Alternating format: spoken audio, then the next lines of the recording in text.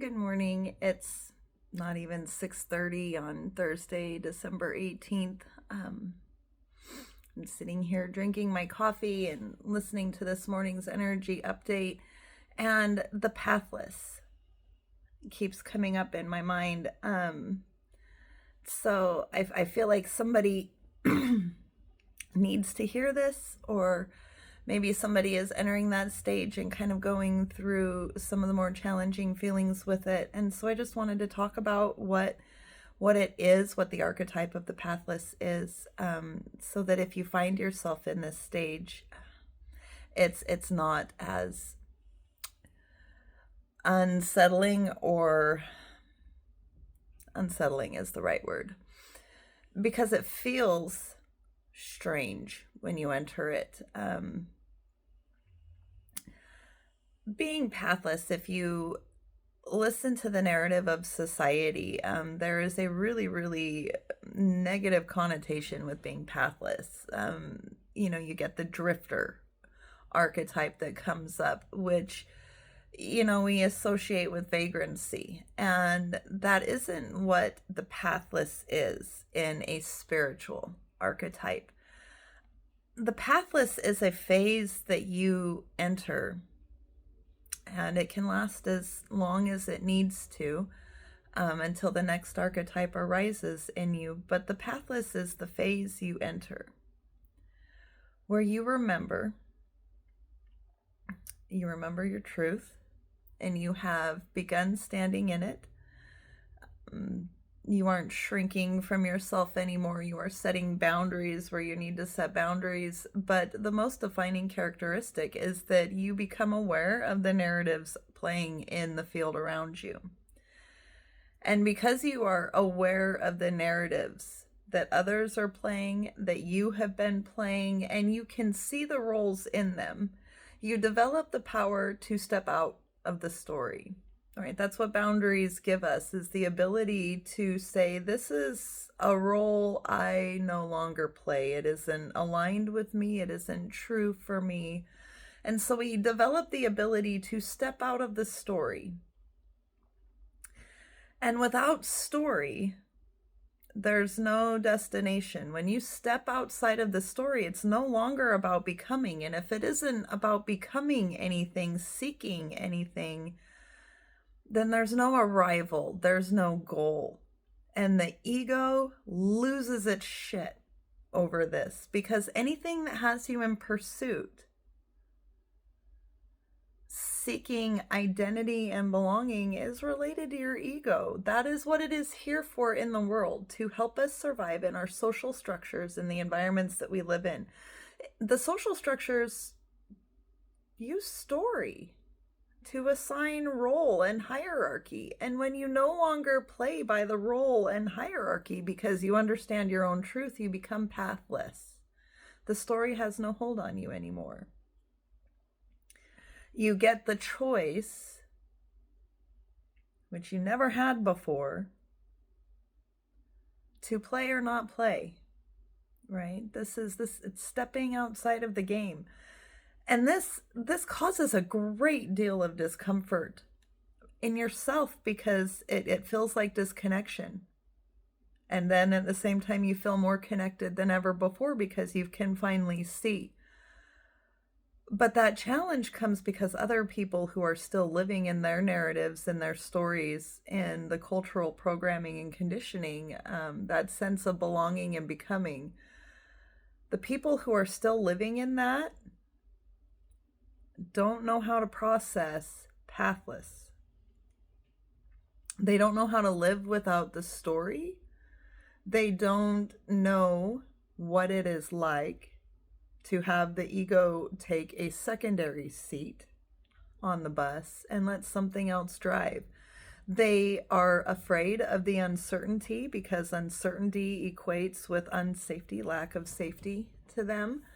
And it goes against almost every social narrative about success that we have designed, because you don't see the hustle, the day-to-day grind, the same anymore. It doesn't mean that any of us have to stop participating in or doing any of these things. We just, for the first time, have the authentic truth on our side that gives us the ability to say yes or no to whether we want to play a part in the story anymore. I kind of look at it, and I developed this view a long time ago. I kind of look at it as like going to the movies, right? When we go to the movies, there's a process, there's an order, there's an arrival at the theater. You stand in line, you file through, you get your ticket, you get your seat. You're not in control of anything. And most of us live that way in the world. We view it as if we are an audience member. Someone else has given us the rules. They've told us how to belong. They've told us where to move and where our positions are going to be, right? And that is an audience member. And then there are those, that translates into also being an actor in the play, because they also are not in charge, right? So you're in one of those two roles. I like to kind of view the audience members as more of what we would, culturally, what the label of the pathless has been. And those are the ones who are so in their victim mode that they believe that all of life is just happening around them. They would be like the non-particularly concerning individuals, the NPCs, whereas those that we interact with, engage with, would be the actors. If you are actively trying to build and create within the system, within the story, and you are living the story in a productive capacity, that makes you an actor in the play. And others that you interact with who are doing the same thing, like when we go into business with each other, when we go to work, that is us being the actors. Our relationships romantically, we're telling stories and we are playing parts in those stories. So we are either the audience members, the NPCs around us, which to me, as I just said it before, means not particularly concerning. I don't believe they are hollow vessels. I view it more as like school. There's a kindergartner and seniors, and the seniors are not particularly concerned with the kindergartners, but that doesn't mean the kindergartners don't have value. They will be seniors someday when it is their turn. So they are just not particularly concerning to me now, yet, in this moment. So those are the audience members. Then we get to a point in spiritual awakening where we realize we are the director, right? And that's where we're still in this pursuit of becoming, where we are controlling or learning how to play with the elements, right? We're learning how to author. We're learning how to set goals that are more aligned with our truth. This is where we start practicing manifesting. This is where we start delving into the subjects so we can take more ownership of our life and experience, right? People who are going to therapy are at least in the beginning of the director's seat, because they have stepped out of just running the story that they have been given. They are not the actors or the audience members anymore. They are learning to be directors and authors. And that is where a lot of people stop at in spirituality, is at directors, right? Which is still ego, because to be in the director chair, you're still looking for value among others, right? You're still following a hierarchy system. The pathless comes when you don't even want to participate in the production of the story anymore. So you're not choosing to go to the theater. You're not choosing to play a part. You don't even sign up for the parts that they offer anymore when the casting call comes. And then you're not the director anymore, because the director is still engaged with the story that is at hand, the framework that is what they've told us reality is. And when you step out of the entire movie production genre, and we're still talking archetypally, this is where you become the pathless. You have the ability to go to the theater and play any of those parts that you want to: director, producer, script writer, actor, audience member. You can interact in any of those roles that you want to, but you don't identify with any of them. The ings, the trying, the doing, the becoming is over, because you've settled into the truth of what you are. However you define that and find that. But I bet it'll revolve around some core principles. Once you've gotten down to those, now that I've brought up principles, once you've gotten down to those principles that you are, right? Because we are living principles. Once you've gotten down to those principles, and that is what you are using as your internal compass, and you are being very metacognitive, and sorry, the sound distracted me. Now my trains and squirrels are all running around trying to get me back on track.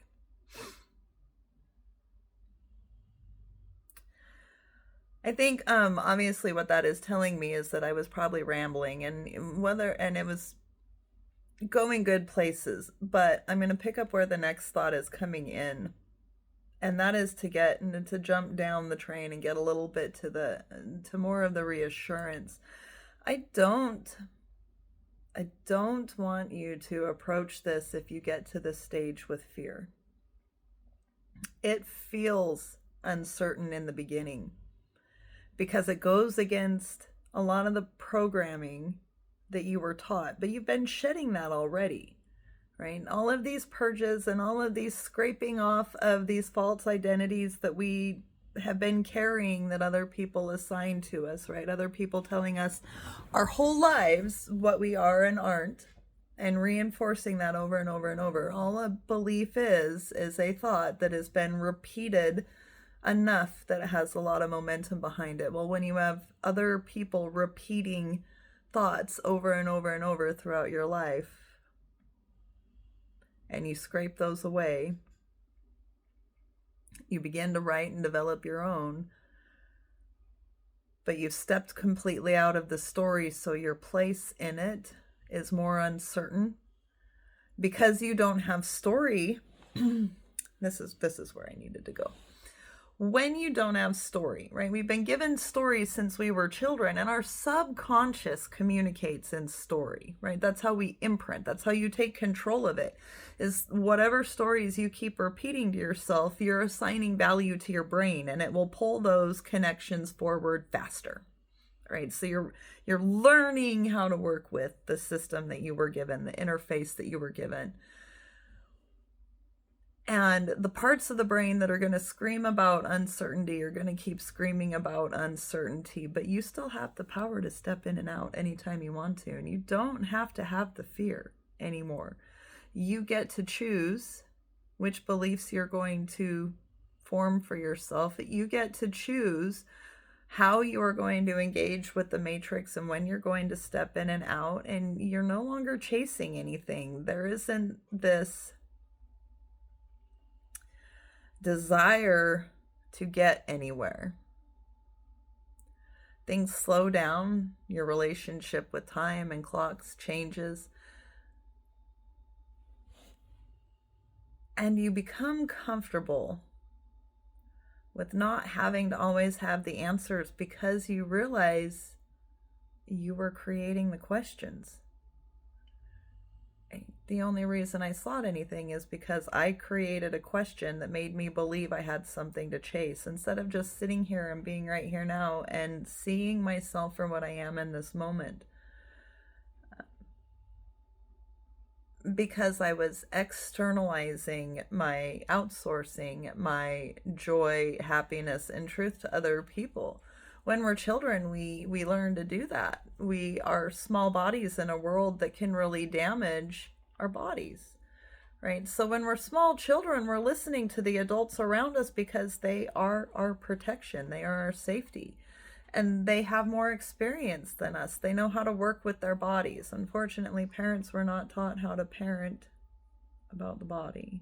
Nervous systems. We just now learning about nervous systems. And if you can't parent with knowledge about nervous systems, it's a whole other video there too. So we're gonna like rein that one in, because that'll go more into ego than talking about just truth and being in truth. I know I'm rambling and going all over the place. I know I'm thought streaming. I like the nonlinear way my mind functions. So thank you for listening to me continue to ramble. I like and enjoy, and so I want to share that with others, that I live the life of the pathless. It doesn't mean that I don't have goals. It means that I check the story of why I'm framing that. I am always looking at my thinking, my intention, my motivations, my feelings, my state, and going, is this true and aligned with the values that I have for myself? Is this love, truth, honor, integrity, dignity, joy?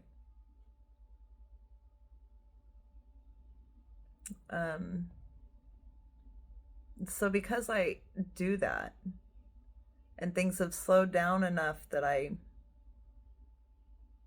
can actually see what's actually right here to work with and what isn't, and I'm not creating things to work with because I think I need to get anything or attain anything. In time, it has stopped feeling uncomfortable, and that discomfort did largely come from how I felt about others and their perspectives, and that is always going to be hard to deal with. It is really difficult to live as a loving being and desiring connection and not want to increase that around you and work within that. And when you step outside of the stories, it makes it hard for others to connect with you. I can adapt and step back in and be what they expect me to be, but that doesn't always feel true to me, and I'm comfortable and okay with my connections being at the level they are at for the other person. I don't need everybody else to rise to meet me where I'm at. I am okay in my own head, in my own mind, and in my own garden. I am totally comfortable in my own space, in my own skin, doing whatever lands in my hands to do next. And I only work with what's in my hands. I do not force choices that are not right here, right now. I can see them coming and make small steps towards them today, right now, with what presents itself in this now moment. I can work with what is in my hands to address what is going on right now. And if nothing is, I am okay with the freedom that that gives me to do what brings me joy. And joy isn't a high that I feel in the body. It isn't a physical sensation that increases chemical production in my brain of excitement. I'm not chasing the intensity of a sensation in my body. That isn't joy. That's happiness is different, right? Joy is the comfort and contentment that I feel in my own presence when I am by myself, with the choices that I make when they arise, with the interactions that I do have, with the amount of time that I spend in my truth instead of betraying it. That is joy. If I can get to the end of a day and know that I have not self-betrayed, I have not remained silent when I should have spoken, I set boundaries where I needed to, I was caring where I had resources, I took care of myself where needs arose within me. I met the day where it was. I met the people who rose. I saw the signs and symbols and created the stories I wanted to live in with them for that day to make my world a world that I could interact with. When I get to the end of the day and I can say those things are true for me today to the best of my ability, that's joy. I'm not afraid of being proud of overcoming my limitations. That pride feeds my joy. I'm not afraid of standing apart to stand for what is true. And having the courage to do that brings me joy. Every time I overcome fear and limitation, it brings me joy. I don't know how to separate love, truth, and joy anymore. To me, they are three faces of one word. That is the divine trinity to me. When I think about source, that is what source is. I can look around nature and see among organisms and see how they interact, and I can see the cruelty of the world, the natural order that exists in everything that doesn't benefit off of our technology. I can look at the world around me and I can see the harshness of it, and then I see that when the harshness and the trauma that these organisms face is done, when the moment is past, I see the state they return to. The calm, the peace, the ease, the community when they are group animals. That's joy. And that is also being pathless. There's nothing to arrive at because I'm here now. Living, breathing, and intentionally paying attention to the stories that I'm in and choosing whether it's a story I want to be in or not. Some stories I absolutely love, especially when we're talking about mythological archetypes. Some of those stories are great. I mean, who wouldn't want to be Perseus? I skip a few of his trials, but to be the hero at the end and get the girl, everybody wants that. I can choose if I want to play in the story or not. And at any point in time, I can choose to step out and say, okay, my part's done. Somebody else's turn to be Perseus today. That's being pathless. And I would think that it's a really content place to be for me, because now I can choose whether I want to go into the theater or not. When I go into the theater, I get to choose where I am, and I can move between roles. There's a great deal of freedom, but everybody else doesn't understand. The actors don't understand how you get to go to the director's seat and then step out of it whenever you want to. The audience members don't understand how you can go from the audience to playing a part. They don't understand. And I learned to be okay with that. Don't be afraid of that.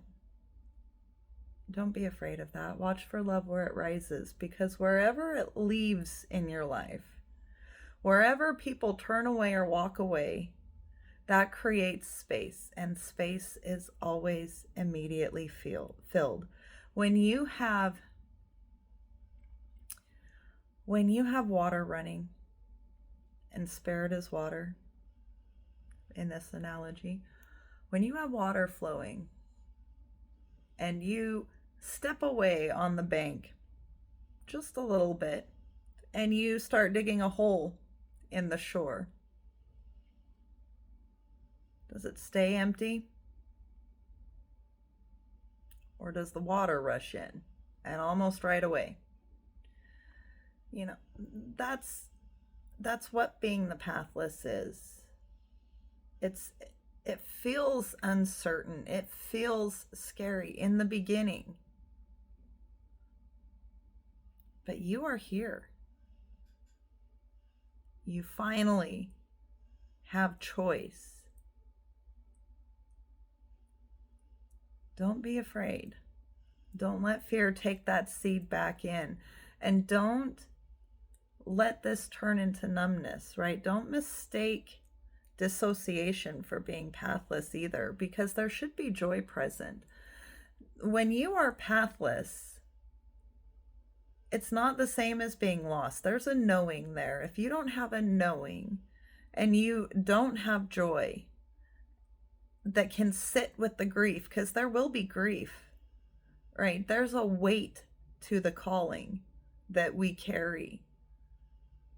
When we realize how deep the story is, how entrenched it is, and how ensnared and entangled people are, there's a weight to that. And the cost is often grief. Joy can sit with grief because it realizes the value of it. If you're still running from those feelings, there might be some dissociation that is still needing some attention. There's some fear that is unresolved, and that's okay. It will be ready when it brings itself up. If you are working on these principles and working with these things, you will see it rise when it is ready. Your subconscious communicates to you all the time in sign, symbol, and archetype about what it wants to work with you, what you are ready for, whether you are aware consciously or not. The body knows before the mind catches up, and the subconscious sends signals in sign, symbol, and archetype of the things that it is ready to work with. So don't be afraid.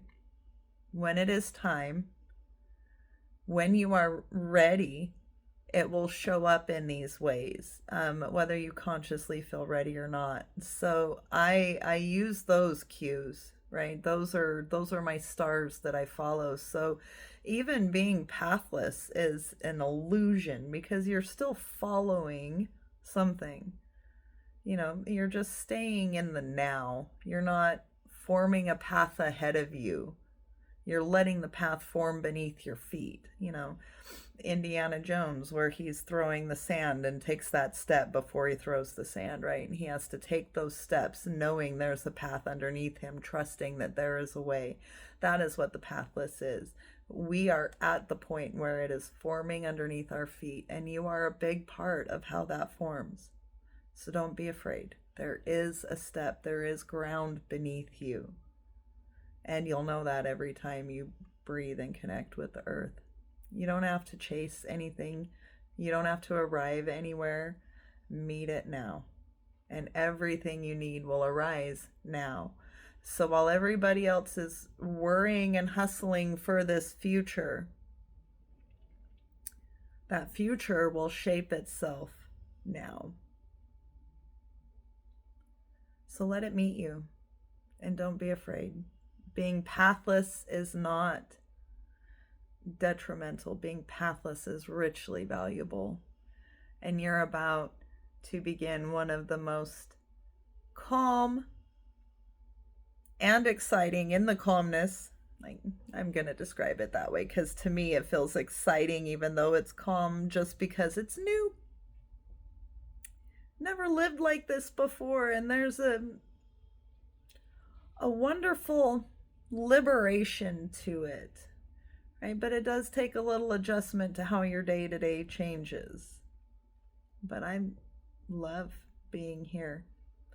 I don't feel like I have to fix, save, or rescue anybody today. I don't feel like I have to do anything other than be what I want to be in this now moment. And I know that at my core, my intentions are aligned with my values.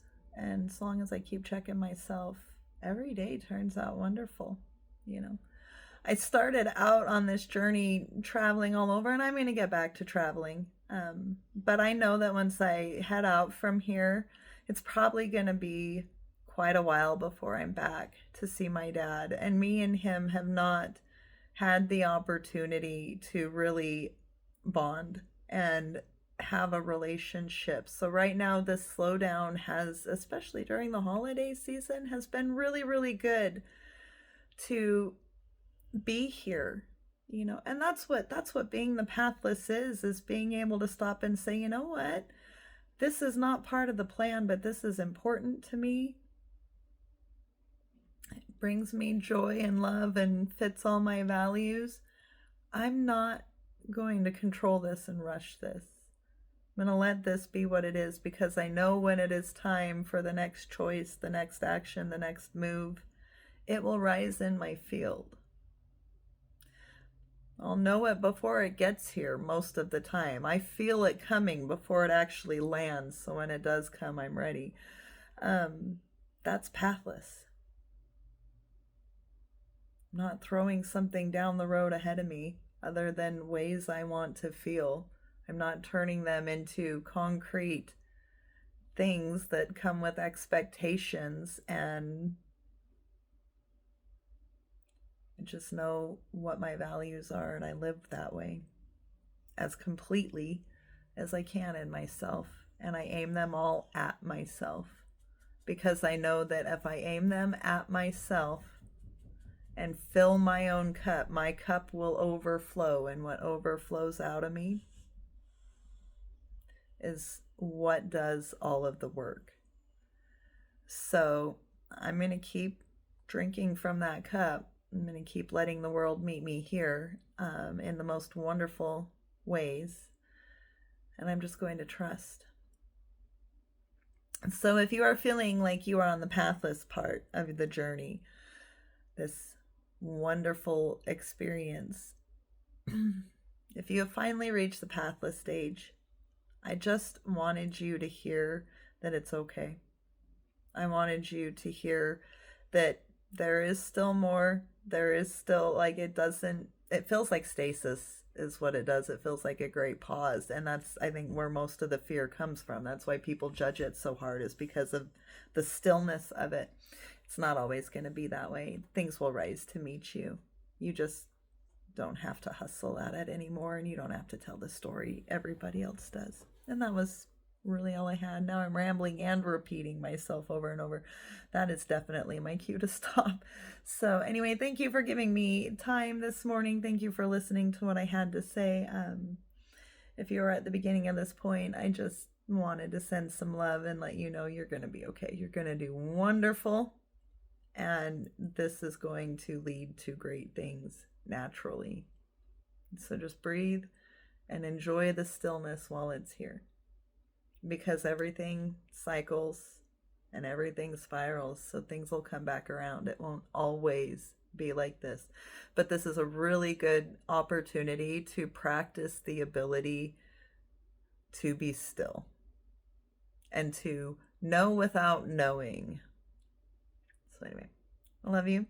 Enjoy the rest of your day and your weekend coming up, and have fun on that pathless path.